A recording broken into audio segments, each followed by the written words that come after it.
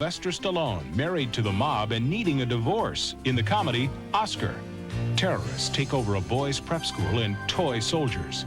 And Sean Young marries serial killer Matt Dillon in A Kiss Before Dying. It's all coming up next on Siskel and Ebert.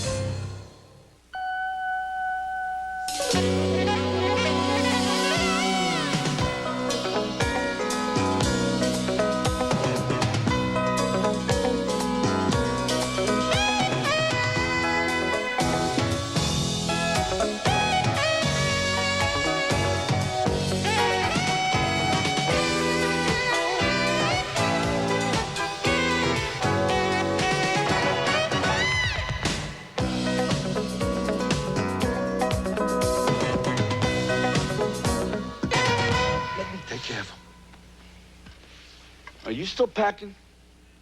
Fork it over. Fork.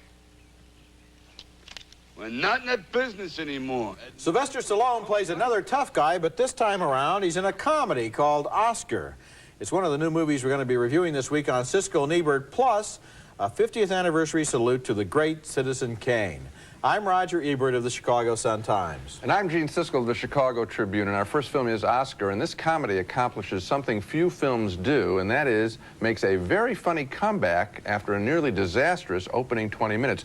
We go to see a lot of pictures, and if it doesn't work in the first reel, they don't save themselves. This one, I think, does. Sylvester Stallone stars as a Depression-era mobster named Snaps Provolone, who is trying to go straight to please his dying father, Kirk Douglas, as the film opens awkwardly.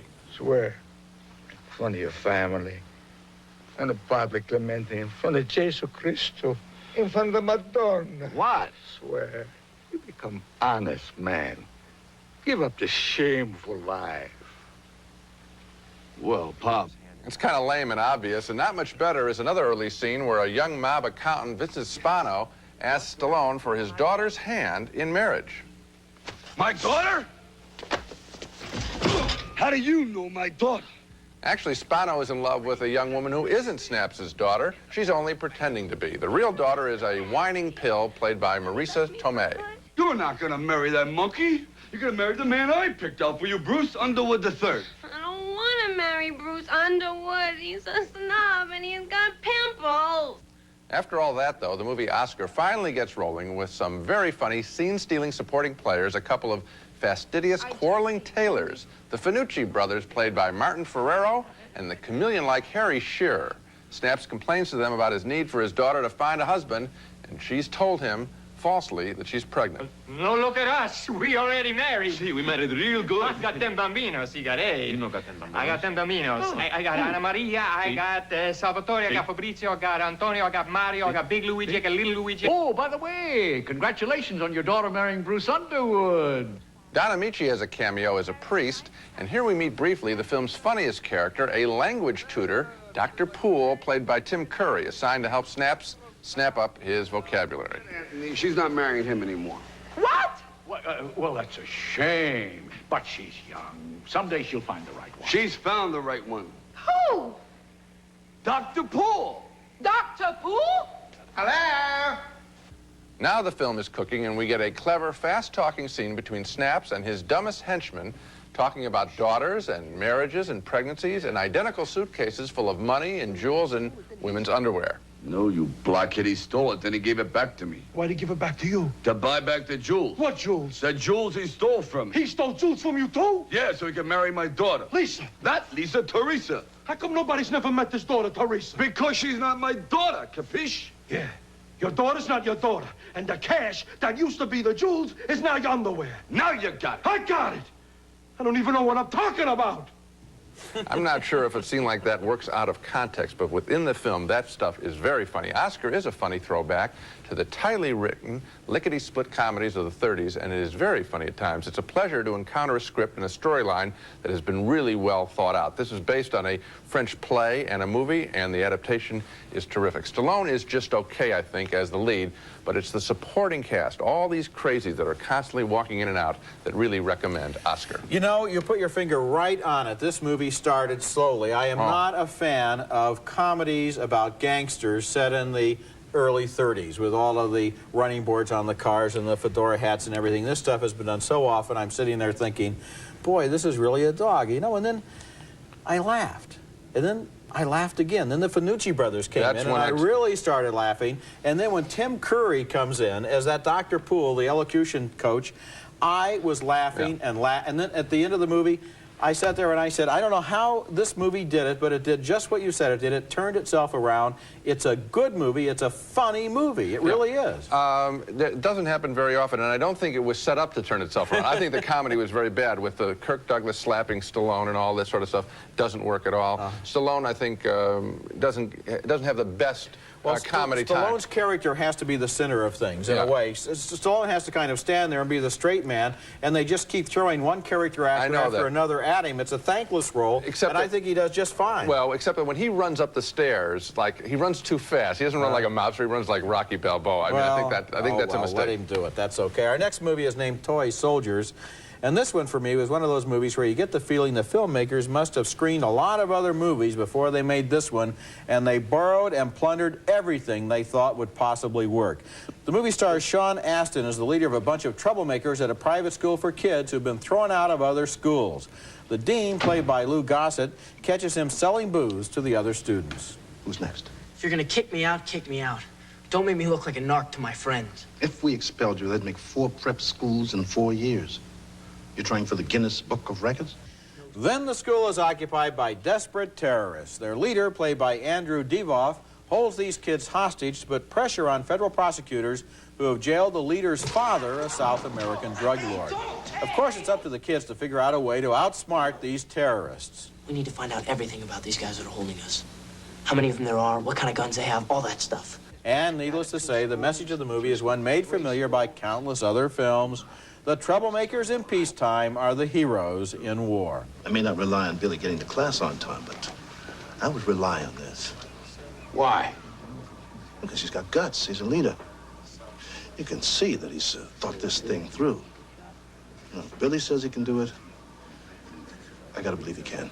Yeah, that's right. If the 16-year-old kid says he can do it, then of course put him up there against 15 desperados armed with machine guns, rifles, rocket launchers, and hand grenades. I would like to imagine that at some point in the production of any movie, the filmmakers would sit down and ask themselves what was really new and original about their idea. But the people who made this film must have been figuring their audience was born yesterday, or maybe earlier this morning.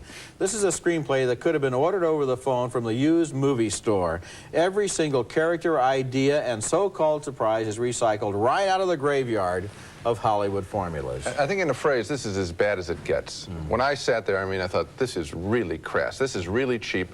And, you know, when you see, forget some of these other people I don't even know who were there. I think one guy was there, it sounded like the voice of the guy who does the Smuckers ads, and so I watched him just to see him, what he looks like on camera, the guy we saw there at the end, the FBI guy. But Lou Gossett Jr. is doing this? Boy, he went for the payday. It seems like he's just doing his Richard Gere, you know, the stern disciplinarian, the dean there. This is truly dumb. There isn't a scene that makes any sense here. You're attacking Lou Gossett because he's visible and he's on the screen. I'll attack them all. I'll attack every single one. A better role in a better movie. What I blame is the studio system and the people who put money into stuff like this, and this is the best they can come up with. Why aren't they coming up with better movies for Lou Gossett and everybody else? Because this one doesn't show 1 ounce of thought. Coming up later in the show, another look at Citizen Kane, often called the greatest movie ever made. It's 50 years old this week. But coming up next, A Kiss Before Dying, the new thriller from the writer of Fatal Attraction. I need you back on the case. I think I know who killed my sister. I would love for us to take a nice long trip, maybe somewhere really exotic, like up the Amazon, something like that. That's Matt Dillon out to marry and murder Sean Young in the thriller A Kiss Before Dying, the new film from the writer of Fatal Attraction. It's James Dearden. And this one is riddled with preposterous coincidences, but I think it's still effective because of the performances of Dillon and Sean Young, and yet another one of those sleeping with the enemy style situations, with Dillon playing her lover, then her husband, with murder on his mind. What are you doing? Watching you. Don't you want to get in with me? You look so peaceful, I don't want to take advantage of you. Come on. Take advantage of me. It turns out Dylan is trying to take over Young's family business. He's already killed her twin sister and made it seem like someone else did it. He then murders that person to cover his own tracks, and Sean Young begins to have her doubts about his identity. We know who killed Dory. It was that guy who hanged himself. What was his name? What if he didn't hang himself? What if he wasn't the one that killed her? Since he was a little boy, Dylan has been jealous of the wealth of Young's family. He's infiltrated her life by falsifying his background, and he is nearly undone when an old friend recognizes him in a bar. Jonathan Corliss, hey! I'm sorry, I think you got the wrong guy. It's me, Terry. Terry Dieter. My name doesn't ring a bell. Eventually, Sean Young becomes convinced Dylan is a killer and out to get her, and she tries to reach the police before he figures out what she knows. I thought you were having dinner with my father tonight. I was worried about you. I called you at the shelter. They said you weren't feeling well, so I tried you here. And no answer. I felt better. I went shopping. What'd you buy? Nothing. I didn't see anything I liked. There are lots of coincidences, too, in this movie that are used to drag the story along that don't make a lot of sense, as Dylan is forced to go on a murder spree to keep the attention away from himself. But Sean Young is such a fresh, exciting performer that I just kept watching her through this movie as she communicates a very real modern urban anxiety that makes hers the best of all these characters we've been getting lately, and we've been getting a lot of them, women who are in bed with men who want to kill them.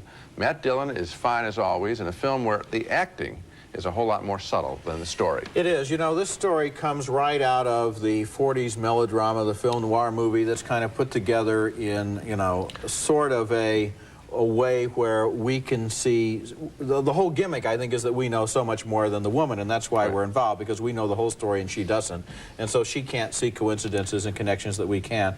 And you're right about the acting. Sean Young and Matt Dillon are really good. They make it work. They bring a humanity to it. It's also 40s style in the way the film opens with a little boy staring at wealth, and that the whole movie spins off of that. I wish the director of this picture had the smarts to cut his movie, end it a few frames earlier. We get the point. If he stops on the window, the blank window at the end, it's a whole lot better picture. No, these days you really have to dot every I and cross every T, and you can't allow the audience to figure out anything for themselves, but it's still a good movie. When we come back, a movie milestone. Exactly 50 years ago, on May the 1st, 1941, a film called Citizen Kane had its world premiere, and since then, it's gone on to be acclaimed as the greatest film ever made. I'd like to keep that particular piece of paper myself. I have a hunch it might turn out to be something pretty important. Something he had lost in childhood, the love of his parents. When Orson Welles and Herman Mankiewicz wrote the screenplay for Citizen Kane, they built it around a series of flashbacks, all based on a search for the meaning of that mysterious word. Find out about Rosebud. Get in touch with everybody that ever knew him. Oh, who knew him well. The movie is a search through all the years and seasons of a man's life, from his youthful exuberance. I've got to make the New York Enquirer as important to New York as the gas in that light. To the loneliness of his old age. A person could go crazy in this dump. Nobody to talk to, nobody to have any fun with. Susan. 49,000 acres of nothing but scenery and statues. I'm lonesome. The movie is filled with great images, of which this is perhaps the most haunting.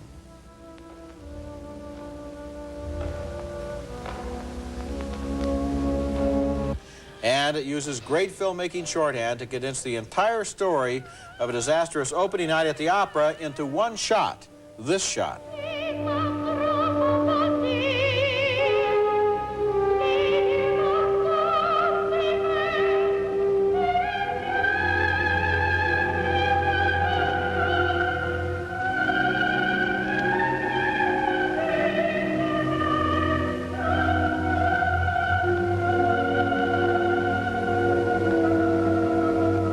Citizen Kane by Orson Welles is routinely voted the greatest film of all time, and while any such vote is necessarily a little silly, Citizen Kane is certainly a great film, a film I've seen more than 50 times, and I've never gotten tired of it. It's sad, it's funny, it's satirical, it's poetic, it's filled with technical innovations that revolutionize the development of movies, and it has a haunting quality that gets inside of you and stays there. To observe the 50th anniversary of Kane's world premiere, the movie is going into national release starting May the 1st. It's going to play on a city-by-city basis all during the spring and summer. If there is one film it is necessary for every film lover to see, this is that film. Well, it really, you know, you don't want to make it sound like it's a punishment or work. It's fun. You know, something that gets tagged with the line, the greatest movie ever made, people back away from. And I think that this is such an approachable film. It's such a great story. It is essentially the American story. You talked about Rosebud representing his parents. I think it represents his parents and a whole lot more. The natural landscape when he's out playing in the snow, and the first time we see that Rosebud, I think it's a beautiful land that we've seen despoiled and become urbanized and grimed up a lot. And I think that this is really the American movie, energetic, fun, bright, great acting by Wells. Yes. The acting never gets mentioned. It's the directing and all of his stuff. He's a young man in this picture playing an old man exceedingly well. And so are the other people. Every member of the Mercury Players are ages 50 years during the course of this film. You know, if you've seen it on The Late Show, it's been broken up by commercials, and since the structure of the film is so complex as they go back into these flashbacks as 4 different witnesses try to remember the Citizen Kane they knew, you've got to see it from beginning to end without interruptions. And also, the lighting was so filled with shadows and details that you've got to get that 35mm picture to be able to look into those shadows and see all of the mysteries that are hidden there. It's a great film. It is great and a great experience. Robin Givens is a conniving temptress, and Forrest Whitaker is her latest target in the next film we're going to review, A Rage in Harlem. I could teach you. I don't know. I mean, you already taught me to dance and all that stuff. Harlem, a broadly colorful drama of romance and murder and double dealing in the Harlem of writer Chester Himes, who also supplied the story for Cotton Comes to Harlem many years ago. The best part of the movie is the tentative love affair between a religious young man, Forrest Whitaker, remember him from Good Morning Vietnam, and Robin Givens, making her feature film debut here in the role of a Southern tart who has come to Harlem in the 50s trying to sell a trunk of stolen gold. Givens is kind of fun in this role as she first rebuffs Forrest Whitaker. I'm sorry. Get your damn hands off me, chump. Later, she decides she needs him to get the gold, which in turn has been stolen from her. You a virgin, Jackson? Why you want to ask me a question like that for? I'll take that as a yes. One colorful character after another pops up here, including Gregory Hines as Goldie, Forrest Whitaker's scheming half-brother who is convinced that Givens has only greed in her heart. You've been suckered, and your gal run off with the stud that took your money. She didn't run off. They took her, Sherman. And she's in trouble, too. I know it. I can feel her. She's in trouble? You the one's in trouble. In its more dreary, familiar moments, A Rage in Harlem offers routine feuding and fussing, black gangland style. Danny Glover plays a mob boss. Pop, go to Weasel! Slim! Pop, go to Weasel!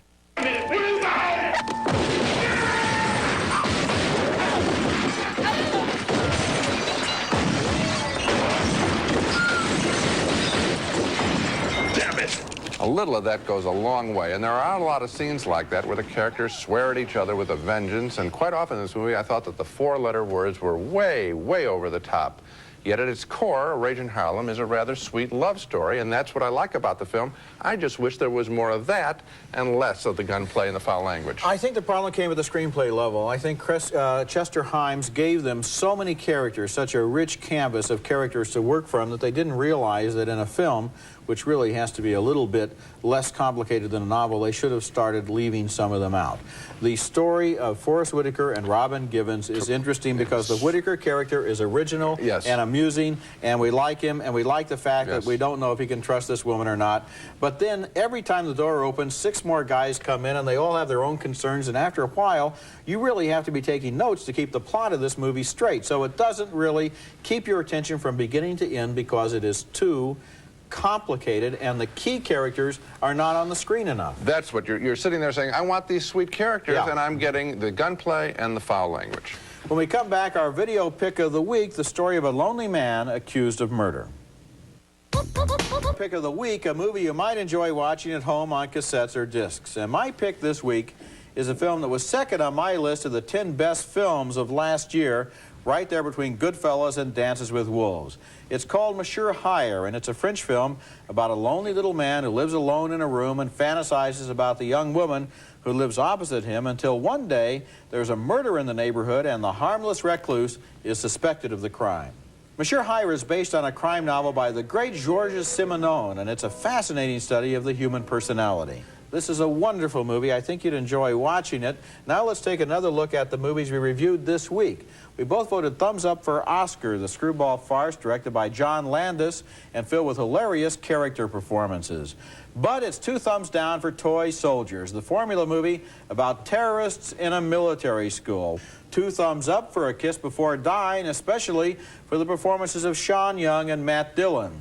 But 2 thumbs down for Rage in Harlem, where a sweet relationship between Forrest Whitaker and Robin Givens is lost in a cluttered plot. And, of course, we also reviewed Citizen Kane, but it feels kind of silly giving thumbs up to that. It's on my list of the greatest films ever made, that's for sure. I think that the other thing that people would really be in error of missing would be Tim Curry's performance as the tutor in Oscar. It is very funny. It is as good as Kevin Kline's work in A Fish Called Wanda. He won an Oscar for that. That's right. This guy is really funny. You're absolutely right. That is it for this week. Next time, a special show on the movies that we loved as kids. When Gene and I were going to the pictures, these are the ones we remember. They may be your favorites too. We'll see how they hold up and what they say about films today. That's next week, and until then, the balcony is closed.